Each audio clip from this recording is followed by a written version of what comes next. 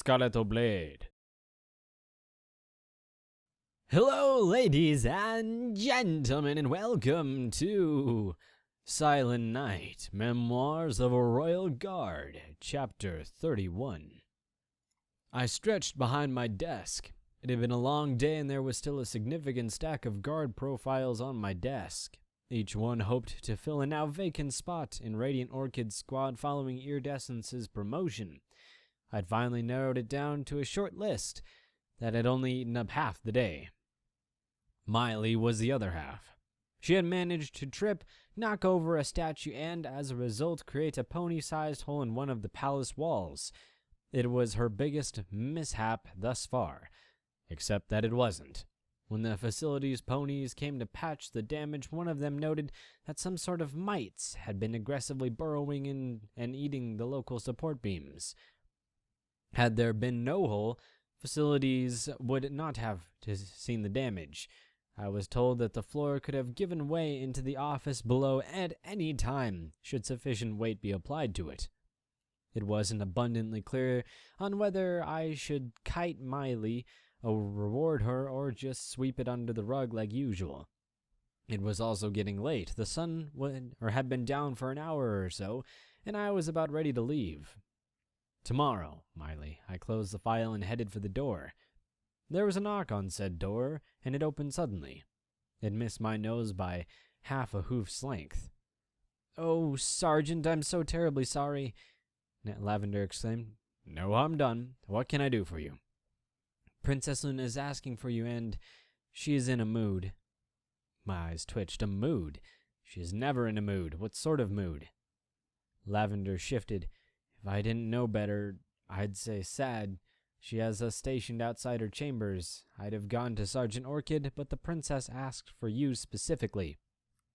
"Thanks, Lavender. I'll handle it. You head back to your position." "Of course, Sergeant." We walked to Princess Luna's chamber together in silence. Risky Storm was outside the door, and Lavender took her place across from him as I went inside. The phonograph was playing one of the classical pieces that Royal Canterlot Orchestra was known for. This one in particular was a slow and melancholy. Princess Luna was on her set staring off into space. "Princess, you sent for me?" My tone was soft. Lavender was right. She did look sad. There was no immediate reply. The princess just sat in silence until the song drew to a close. "Yes, please come here, Silent Night." I did so and took off my helmet. "There is something I need thou to do." "Of course, princess, name it." "I have a mission for thou.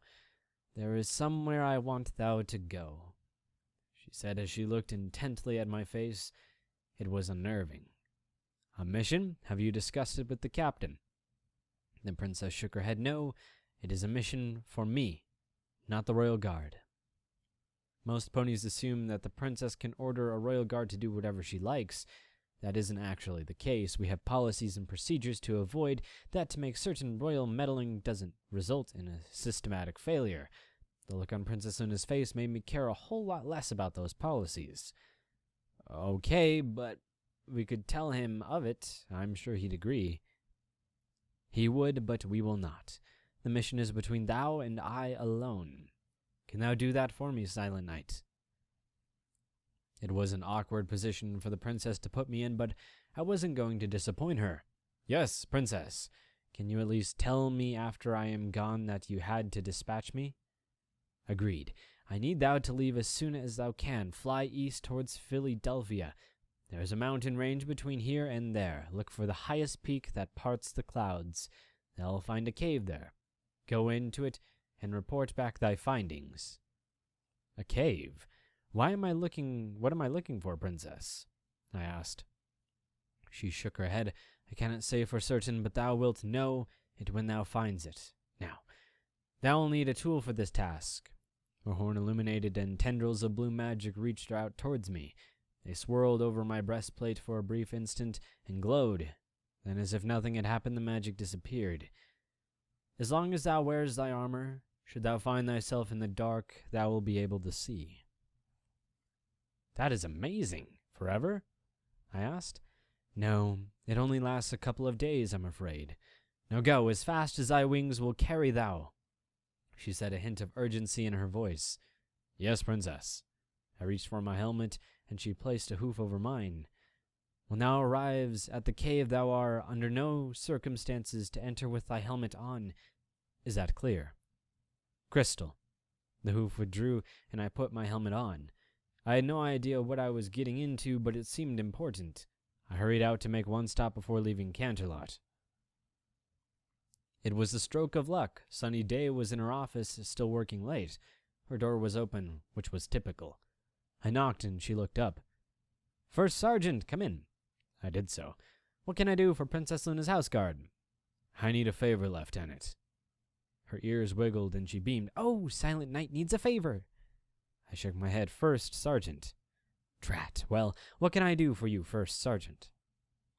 The princess has dispatched me on something only I can do. Can you look after my ponies until the captain gets in? Sunny's head tilted, but her cheery expression didn't change. Dispatched? On what? Classified. The mare pouted and sighed. Fine. I'll take care of your ponies. She then put emphasis on the word First Sergeant. But Silent Knight will owe me lunch. Extortion. Never trust the ponies that prance. Agreed. Have a safe trip, then. Flying at night with Princess Luna's vision enchantment spell was both amazing and strange. When she had said I'd be able to see in the dark, she was correct, but everything at a distance was washed out color-wise. They were just shades of gray and brown until I got closer. Despite the fact that finding the mountain the princess was talking about was not difficult, the range in general was not overly large, but one particular peak truly did reach into the clouds. When I breached the cover of it, it was probably around midnight, and my body needed a rest. For a Pegasus, I didn't spend much time in the clouds, or even flying for that matter.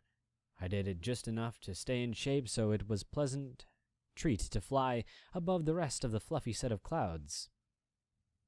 I used my rest period to scan the peak and try to spot the cave. At first it seems like a fool errand, since I could hardly distinguish between the gray mountain, grayscale vision, and shadows. Over time my eyes adjusted and the subtle differences became more obvious. The moon broke through the cloud cover and illuminated the peak. In the pale light it became all too clear where I was going. The opening itself was large enough for a pony to pull 2 wagons into side by side. Without a moment's hesitation I dove off the cloud and flapped hard for the cave. Curiosity had taken hold of my soul, and I pondered what was going to be found. The distance got shorter and shorter. This was no ordinary cave, it was a grand entrance. Out before the ark was a landing platform wide enough for multiple wagons. My hooves clattered on the stone as I landed. It only took a moment of inspecting the platform to realize it was not naturally occurring. The rock had telltale signs of tool work. This had been done by ponies of some other species. There were no other hints of life, and that meant it was time to delve into the entrance of the cave. The opening was even larger than I had estimated. In fact, I'd guessed it was the same size as Canterlot's main gates. It was smoothly hewn and similarly artificial. Just before I crossed the threshold, the wind blew across me and under my helmet, tickling the tufts of my ears.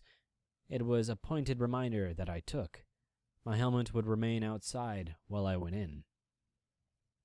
Thank Luna for the vision spell. Without it, there was little chance of success in this cave, and the moon's light barely reached a few meters inside. I wasn't that far in, and the floor shifted to a downward grade and started to spiral inward.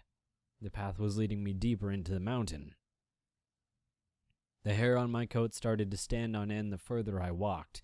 Even though I could see in the dark, there was nothing but shadows behind me and an even darker shadow in front. My vision wasn't the only sense that was limited either. There was no sound other than my hooves on the stone. The place felt like a tomb, and I quickly realized why. In front of me, that tunnel opened up into a massive catacomb. It extended out further than even my magically enhanced vision could process. I had just wandered into a village not unlike ponies buried deep inside the mountain. Silence. Nothing but silence. I was surrounded by empty streets, vacant buildings, and gloom. The wooden doors and windows to the stone buildings had long since rotted out. Many roofs had collapsed and support beams gave way to time. In some cases, whole walls had collapsed. My pulse started to pick up as I reached under my armor. I felt the hilt of my sword was comforting, and I drew it. It rang like a bell as I did so, and the sound of metal on metal echoed throughout the chamber. Softly I cursed my foolishness and held my breath. Anything here would have heard that. Into my battle stance I went, my ears twitching here and there to listen for any sounds. There was nothing. Nothing at all. Fear is good. Fear keeps a pony alive. I crept as quietly as I could into the nearest building. It had been someone's home. Most of the furniture was still in place, rotting, but waiting for the return of its owner. There was no personal effects, however. No pictures, no clothing, no spoiled food, nothing. Someone had packed before leaving, just not the large items. A search of several other buildings confirmed my hypothesis. Big items had been left, but dressers were empty, cupboards were bare, and there was no hint of recent occupancy. Whoever lived here had not left in a hurry. It was almost as if things had been dwelled here and had simply ceased to be.